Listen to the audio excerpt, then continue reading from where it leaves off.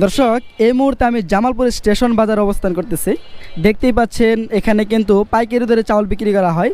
পাশে কিন্তু ডিমও রয়েছে, ডিমও এখানে সম্ভবত পাইকারি দরে বিক্রি করা হয় না।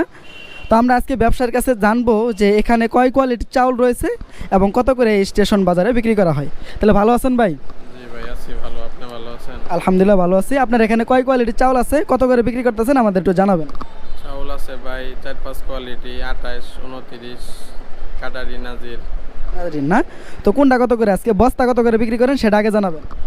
বস্তা আপনার কাটারিগুলা বিক্রি হইতেছে, চিকন যেগুলা ওগুলা হইতেছে আপনার 1600, আর 29 বিক্রি হইতেছে 1380, 1370 এরকম দামে আর কি। কোয়ালিটি বুঝে চাউল বিক্রি হইতেছে। আর কাটারি যেটা, কাটারি বিক্রি হইতেছে 1600 টাকা বস্তা। নাজিস? নাজির কাটারি একই চাউল। কাটারি হইলো ধান, নাজির বলে চাউল।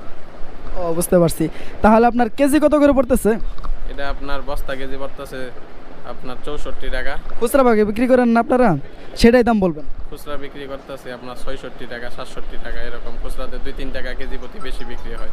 বেশি বিক্রি হয় না, ঠিক আছে। আর ডিম তো দেখতে পাচ্ছি, ডিম কত করে বিক্রি করতেছেন? ডিম আপনার সব বিক্রি হইতেছে 1220 টাকা, ডজন 150 টাকা।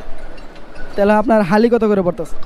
আপনার এমনি হালি বিক্রি হইতেছে 50 টাকা করে, ডজন হইতেছে আপনার 150, আর এক হালি বিক্রি হইতেছে 50। 50 করে। খুচরা মূল্য হইতেছে 12 টাকা 50 পয়সা। 12 টাকা 50 পয়সা করে।